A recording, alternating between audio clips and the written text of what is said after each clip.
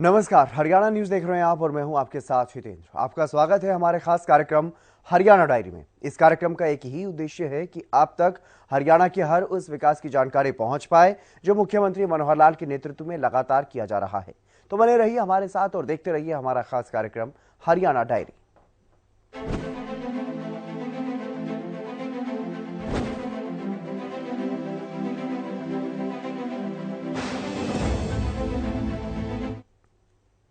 करनाल में मुख्यमंत्री मनोहर लाल जनसंवाद कार्यक्रम के दौरान एक्शन मोड में नजर आए तो लोगों की समस्याएं सुनी और उनका समाधान भी किया गया।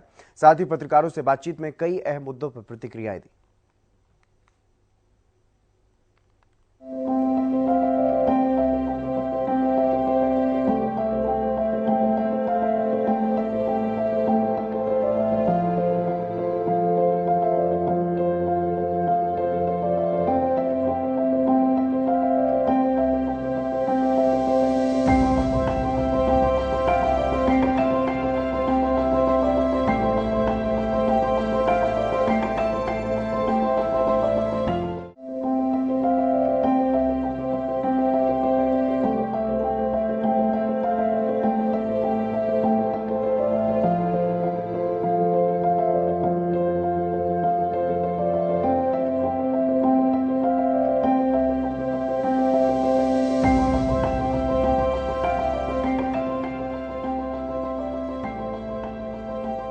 सरकार आपके द्वार की परिकल्पना पर आधारित 2 अप्रैल से शुरू किए गए मुख्यमंत्री के जन संवाद कार्यक्रम लोगों में आशा की एक किरण बन रहे हैं। इन कार्यक्रमों में नागरिकों की समस्याओं का मौके पर ही समाधान सुनिश्चित हो रहा है, तो वहीं वृद्धावस्था पेंशन के लिए पात्र बुजुर्गों को मौके पर ही पेंशन बनने का तोहफा भी मिल रहा है।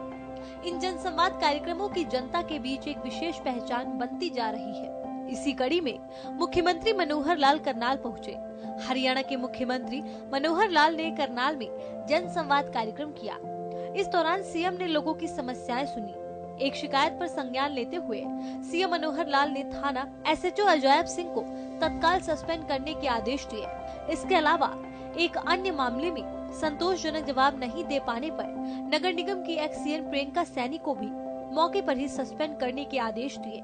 हमारे साथ कुछ फ्रॉड किया गया है, तो एसएचओ ये अजैब सिंह, हमने वो दरखास्त दी थी एसपी को और एसपी ने मार्क की थी वहाँ पे। अजैब सिंह सर हमारे को धमकाता उल्टा। कौन है अजैब सिंह? अजैब सिंह एसएचओ है सर। सर सदर थाने में है सर। इंस्पेक्टर पहले सिंह में था। क्या है उसकी, मतलब ये क्यों धमकाता उनको? सर ये मैटर मैं देख लूंगा सर। ये संज्ञान में ऐसे नहीं है सर, याद ध्यान नहीं है, मतलब मेरे पास आए होंगे सर। ये मैटर एसपी साहब के संज्ञान में भी है। अच्छा, इसको कोई और भी जानता है क्या? इंस्पेक्टर को जानते हो? हैं? क्या विषय? सर मेरे डेरे से चोरी हुई थी और चोर हमने पकड़ भी लिया। उसके पास एसपी साहब से भी एप्लीकेशन दे गए, उन्होंने भी मार्क की और एसएचओ साहब को पर्सनली मिल के आए, कई बार फोन कर लिया, उसने कोई कार्रवाई नहीं करी आज तक सर। कितने दिन हो गए उसको? 2 महीने के करीब हो गए सर। अच्छा, उसमें क्या कोई किसी का शक बताया था किसी के ऊपर? सारा बताया था मैंने। उसके डैडी ने भी कहा भी मेरे लड़के ने चोरी करी है, उसको बरामद कर लो फोन वगैरह जी। अच्छा, उसके यानी उस आदमी ने जो चोरी की उसके आदमी ने, उसके बाप ने कहा कि हाँ भी चोरी की है? हाँ जी। अच्छा, और फिर उसने कुछ नहीं किया? कोई कार्रवाई नहीं सर। भाई ऐसा करो, अजैब सिंह को सस्पेंड करो तुरंत। राइट सर, इसी तरह सस्पेंड होना चाहिए अजैब सिंह। मुझे 2 बातें जितनी ध्यान में आ गई, और तुरंत वहां नया आदमी लगाओ और ये जो इतने केस बताएं जाके इसके इन्वेस्टिगेशन करो। ठीक है सर। जन संवाद कार्यक्रम में सीएम ने युवाओं से लेकर बुजुर्गों और महिलाओं से भी बातचीत की।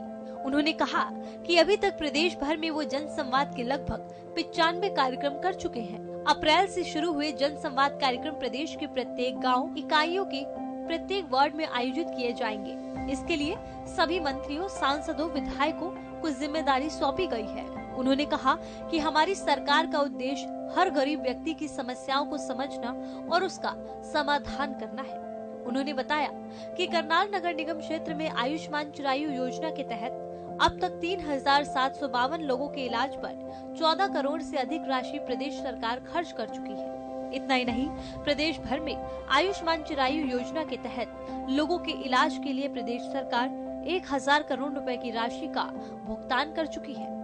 उचाना गांव की एक युवती द्वारा अपने स्वास्थ्य संबंधी समस्या बताए जाने और बच्ची के पालन पोषण के लिए सहायता राशि की मांग करने पर मुख्यमंत्री ने तत्काल रूप से अपनी तरफ से 50,000 रुपए देने की घोषणा की। उचाना गांव के एक युवक द्वारा लाइब्रेरी संबंधी मांग रखे जाने पर मुख्यमंत्री ने तत्काल 5 लाख रुपए देने की भी घोषणा की। एक युवक ने ITI इंस्ट्रक्टरों की भर्ती होने के बावजूद उन्हें नियुक्ति नहीं मिलने का मामला उठाया, जिस पर मुख्यमंत्री ने कहा कि इस मामले में पहले ही निर्देश दिए जा चुके हैं। अगले 10 दिन में डॉक्यूमेंट स्क्रूटनी के बाद पात्र अभ्यर्थियों को जल्द से जल्द नियुक्ति दी जाएगी। यहाँ कर्म करने से मतलब है, ऐसे ही नहीं गीता की धरती पर जन्म लिया हम सब लोगों ने। कर्मण्येवाधिकारस्ते मा फलेषु कदाचन। समाज के अंदर जो कुछ गड़बड़े हैं उनको सेट करना, सिस्टम को बनाना 9 साल से हम लगे हैं। इस 9 साल में व्यवस्थाएं ठीक की हैं, पहचान की है कौन जरूरतमंद आदमी है, इसको सरकार की मदद की जरूरत है, ये पहचान की है। और आपने तो 2 दिन पहले पूरा दृश्य देखा है ना करनाल में, अंत्योदय महासम्मेलन जो किया उसमें लोगों को लाभ पहुंचाए, 1 करोड़ लोगों को, गरीब लोगों को लाभ पहुंचाए हम किसी भी रूप में। वो राशन से लेकर के और लाखों रुपए का इलाज एक एक व्यक्ति का, वो भी हुआ है। तो ये बहुत बड़ा एक सिस्टम खड़ा करने के लिए दिन रात लगाए हुए हैं। मेरे ख्याल तो मैं 17 घंटे 18 घंटे काम कर रहा हूं। सीएम ने सेक्टर 13 में वार्ड नंबर 10 के बाद रतनगढ़ गांव में लोगों की शिकायत सुनी। जनसंवाद में आई तकरीबन सभी शिकायतों का मौके पर ही निवारण कर दिया गया। सीएम का पहला कार्यक्रम सेक्टर 13 के कम्युनिटी सेंटर में था। सीएम ने लोगों से खुले मंच से बातचीत की और उनकी समस्याओं को दूर करने का आश्वासन दिया। सीएम मनोहर लाल ने कहा कि सर्वे भवन्तु सुखना के मूल मंत्र के साथ सरकार बिना किसी भेदभाव के प्रदेशवासियों की सेवा में दिन रात काम कर रही है और हरियाणा के लोगों की समस्याओं का समाधान सुनिश्चित करना सरकार की पहली प्राथमिकता है। मुख्यमंत्री मनोहर लाल ने स्कूल के बच्चों के लिए बड़ी घोषणा की। रतनगढ़ गांव से 50 के करीब बच्चे प्रेम नगर में पढ़ने आते हैं। उनके लिए मुख्यमंत्री ने बस सेवा सोमवार से शुरू करने के आदेश दिए। वार्ड की जो छोटी छोटी समस्याएं वो तो सामान्य आती है, कारपोरेशन से जुड़ी हुई है, कुछ फैमिली आईडी के साथ जुड़ी हुई है, आयुष्मान के साथ जुड़ी हुई है। हमने बहुत सी चीजें हाथों हाथ हल भी की हैं। आयुष्मान के जो कार्ड हैं वो अपना ओल्ड एज पेंशन के जो हाथों हाथ बनाने वाले कार्ड भी सब जगह कहीं 2 कहीं 4 कहीं 5 हमने बना करके बांटे हैं। और बाकी जो समस्याएं हैं वो सब यहाँ डिस्ट्रिक्ट एडमिनिस्ट्रेशन को देकर के भी जाते हैं। डिस्ट्रिक्ट लेवल की यही हल होती है। जो हमारी स्टेट लेवल की उनको हम साथ लेकर के जाते हैं, डिपार्टमेंट के हिसाब से जैसी समस्या उसका हल करते हैं। अभी तक लगभग 32,000 ऐसी कंप्लेंट्स जो मेरे जनसंवाद के कार्यक्रम हो रहे हैं उनमें आ चुकी हैं और जिसके अंदर लगभग 6,500 7,000 के आसपास जिसको डिस्पोज ऑफ भी किया जा चुका है। कोई जल्दी डिस्पोज करने की होती है तो तुरंत हो जाती है, कुछ में अगर निर्माण का विकास का काम है तो उसके अंदर प्रोसेस है, उसमें 5-6 महीने भी लगते हैं। आज बस वगैरह भी बस छात्रों के लिए जो बस की सुविधा एक गांव में रतनगढ़ गांव के अंदर क्योंकि छोटे बच्चे थे, उन्होंने कहा कि 5वीं तक का स्कूल उनके गांव में है, 6ठी से उनको बच्चों को आना पड़ता है प्रेम नगर और वो लगभग 50 बच्चे हैं। हमारी एक योजना बनी है कि छात्र छात्राओं को फ्री जो परिवहन व्यवस्था दी जाए। अब वो बच्चे कहीं अपने ऑटो से आते होंगे, कहीं कोई जो लोकल बस पकड़ के आता होगा। 50 बच्चे होने के बाद मैंने निर्देश दिया है कि स्कूल की एक ट्रिप सवेरे प्रेमनगर तक और एक दोपहर को जब छुट्टी होगी जो भी समय होगा उस समय वापस गाँव तक। एक आध जगह इस प्रकार की शिकायतें मिली हैं कि जहां बार बार शिकायत करने के बाद भी उसका हल नहीं निकालते हैं, तो उसमें एक SHO को और एक एक्सचेन को 2 लोगों को मैंने सस्पेंड भी किया है। लेकिन उनकी गलती बाद में जो बताई है उतनी गलती नहीं है जितनी वहां बताई गई है। फिर भी रिपोर्ट लेने के बाद डिप्टी कमिश्नर रिपोर्ट लेंगे और रिपोर्ट लेने के बाद मुझे अगर कन्विंस करते हैं कि उनका दोष नहीं है तो उनको बहाल भी किया। अभी सस्पेंड रहेंगे। हाँ, अभी सस्पेंड रहेंगे, लेकिन मुझे लगता है अभी जल्दी उनकी रिपोर्ट डीसी जो है दे देंगे। मुख्यमंत्री सर, भावुक नजर आए थे आप एक क्षण के लिए जब आपने अपने काम के घंटों का जिक्र किया। मैं जानना चाहता हूँ क्या? देखिए, वो जो विषय इतना ही था कि मेरे मन में ये रहता है कि मैं लोगों के काम ज्यादा करूं, बजाय लोग मेरे स्वागत के लिए और मेरे कहीं मानो पगड़ी पहनाएंगे, कभी पटके डालेंगे, कभी बुक्के देंगे, कभी मालाएं देंगे, उसमें समय ज्यादा लगता है। वही समय में 4 लोगों की बात और सुनूंगा। इसलिए मैंने बड़े प्रेम से अपने सारे लोगों को, हमारे अपने लोग हैं, मेरा परिवार है, उनसे मैंने निवेदन किया कि एक औपचारिक कार्यक्रम करने के बाद बहुत अधिक ऐसा करते हैं तो मुझे अच्छा नहीं लगता है। इतना ही विषय था, बाकी और कुछ ज़्यादा नहीं। मुख्यमंत्री ने कर्ण लेक के पास बने पुल का औचक निरीक्षण किया। जनसंवाद में आम जनता की तरफ से पुल से जुड़ी समस्याएं रखी गई थी। शिकायत मिलने के बाद तुरंत ही मुख्यमंत्री ने मौके का निरीक्षण किया और अधिकारियों को जरूरी दिशा निर्देश दिए। आम लोगों की तरह बस में यात्रा की, साथ ही ढाबे पर भी रुके। बस के कंडक्टर से बात कर ई-टिकटिंग की व्यवस्था समझी। बस में मुख्यमंत्री को यात्रा करता देख लोग काफी खुश दिखे और कुछ यात्री कैमरे में वीडियो बनाते भी नजर आए। स्थानीय एक ढाबे पर रुककर मुख्यमंत्री ने आम लोगों से मुलाकात की। इससे पहले करनाल के सेक्टर 20 पहुंचे मुख्यमंत्री ने जन संवाद कार्यक्रम के तहत आम जनता की समस्याएं सुनी। उन्होंने कहा कि प्रदेश सरकार हरियाणा एक हरियाणवी एक के सिद्धांत पर काम कर रही है। वर्तमान सरकार के कार्यकाल में लोगों को घर बैठे सरकारी योजनाओं का लाभ मिल रहा है। मुख्यमंत्री ने कार्यक्रम के बाद पत्रकारों से बात भी की और पराली, प्रदूषण और SYL पे भी प्रतिक्रिया दी। तो लेकर सर क्या कर रही है सरकार? JP दलाल ने पंजाब को जो विवाद चलाया, वहाँ पे पराली के जलाने के मामले ज्यादा आए हैं। हरियाणा में सर मामले इसमें पराली जलाने के बहुत कम हुए हैं, कि हवा अभी भी खराब चल रही है आपके? देखिए, ये पोल्यूशन का जो विषय होता है ना, इसकी कोई बाउंड्रीज नहीं होती है। आखिर कहीं भी पराली जलती है, हवा के अंदर इधर से उधर जब हवा के झोंके चलते तो आती है। तो पंजाब का असर हरियाणा पर नहीं आएगा, ऐसा थोड़ी है। जब पंजाब का असर दिल्ली में जा सकता है तो हरियाणा तो रास्ते में आता है।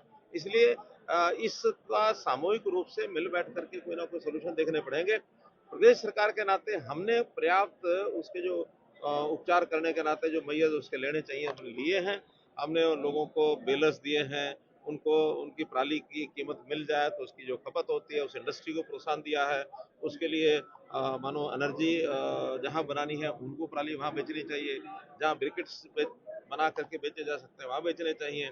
तो इन चीज़ों का उपयोग जहाँ जहाँ पराली को कमर्शियली यूज किया जा सकता है उसके लिए हमने पर्याप्त मात्रा में व्यवस्था की है, जिससे हमारे किसानों को भी लाभ। लोकसभा चुनाव अकेले लड़ेंगे या क्योंकि नजदीक आ रहा है सर, आज उन्होंने रैली भी की है शाहबाद में। ये एक रणनीति का विषय है, रणनीति का विषय आप लोगों को बता करके नहीं, जब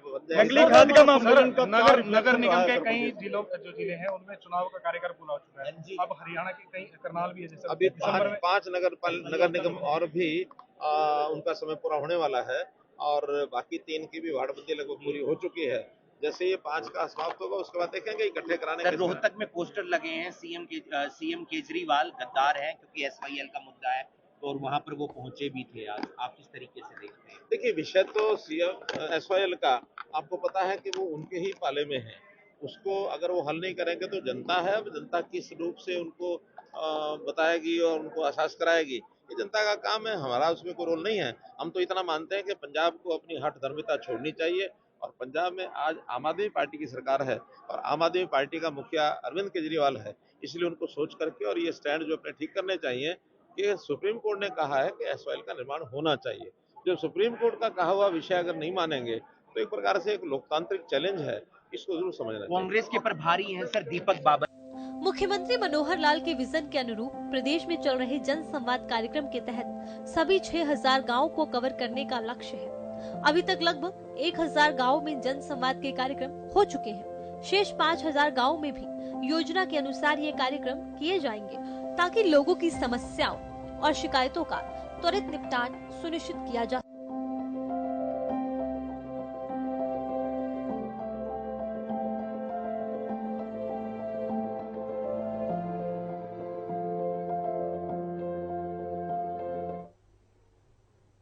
हरियाणा की मनोहर सरकार लगातार बुजुर्गों के सम्मान में बढ़ोतरी के लिए भी काम कर रही है, जिसका नतीजा ये है कि हरियाणा में आज बुजुर्ग किसी पर भी निर्भर नहीं है।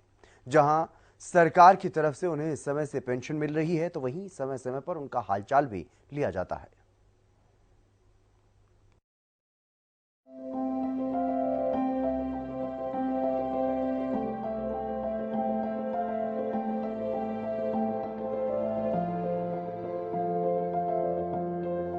बुढ़ापा कई बार लोगों के लिए बहुत बड़ी समस्या बन जाता है। कभी कभी परिवार के रवैये की वजह से वो अपने ही घरों में उपेक्षित रहने को मजबूर होते हैं। लेकिन जब सरकार कल्याणकारी होती है तो वह समाज के इस महत्वपूर्ण वर्ग के प्रति अपनी जिम्मेदारी से पीछे नहीं हटती है।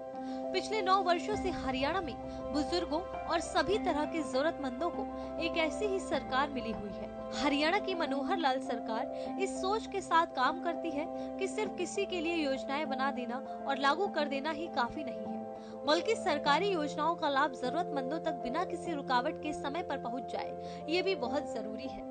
हरियाणा सरकार लोगों को समाज में सम्मानजनक जीवन जीने में किस तरह से सहायता देती है, उसका उदाहरण मासिक पेंशन की रकम को देखने से मिलता है। इसी साल 1 अप्रैल से मनोहर सरकार ने इस तरह के सामाजिक सुरक्षा पेंशन की राशि को 2500 रुपए महीने से बढ़ाकर 2750 रुपए कर दिया था, लेकिन 1 जनवरी 2024 से इसे बढ़ाकर 3000 रुपए किया जा रहा है। 9 साल के बाद आज हम इस व्यवस्था को ठीक कर पाए हैं कि अब आपको कहीं नहीं जाना पड़ेगा। 60 साल की आयु होते ही घर बैठे आपको पेंशन मिलेगी। और ये काम हमने पिछले साल शुरू किया था। 1 लाख से ज्यादा लोगों की पेंशन इस प्रकार से बन गई है। अब ऐसे सब लोग, चाहे पहले वाले पेंशनधारी हैं चाहे नए पेंशन वाले हैं, इस समय तक तो 2750 रुपया महीना आपके बैंक खाते में जाता है। मैं आपको बधाई देता हूं कि अभी परसों ही मैंने ये घोषणा की है कि जनवरी के महीने से आप ये 2750 को बदले 3000 रुपया महीना प्राप्त करेंगे। आपको बहुत बहुत इस बात की बधाई देता हूं। भाइयों बहनों, जब ये 9 साल पहले उस दौर में मैंने देखा, बहुत से लोग पेंशन के पात्र होते थे, उनको मिलती थी, जो पात्र नहीं होते थे वो भी ले जाते थे, और बहुत से पात्र लोगों को भी मिल नहीं पाती थी। इसलिए हमने इस सारी व्यवस्था को ठीक करने के लिए जो एक कार्यक्रम किया, एक पोर्टल बनाया, परिवार पहचान पत्र, और इस पोर्टल के माध्यम से अब हर व्यक्ति का, प्रदेश के हर नागरिक का डाटा हमारे पास है। उसके परिवार का डाटा, उसका व्यवसाय क्या है, उसकी आय क्या है, आमदन क्या है, उसकी आयु क्या है, उम्र क्या है। और जैसे ही उम्र 60 साल की हो जाती है तो सरकार का, विभाग का कोई एक कर्मचारी अधिकारी घर पहुंचता है और आपसे कागज पर साइन करवाता है।